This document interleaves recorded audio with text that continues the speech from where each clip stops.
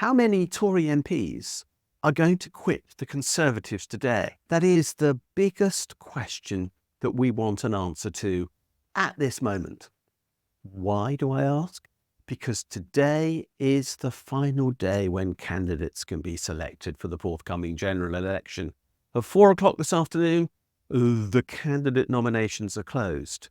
And there's a widespread feeling that some Tories will quit the Conservatives this afternoon and join Reform, giving Conservative central office no chance to replace them and therefore giving them a free run as Reform candidates in the forthcoming general election to get a seat in Parliament. Is that likely? Yes, I think it is. Is it going to happen? I don't know. If it was, would it be underhand? Most definitely. Do I believe that ex-Tories might be underhand? Absolutely I do.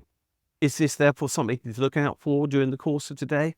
Yes, because these members who absolutely have nothing in common with the Conservative Party of old and everything to do with the far-right Reform Party, which I think it now is, may just play a very sneaky hand during the course of today and deny the Conservatives the chance to retain some safe seats.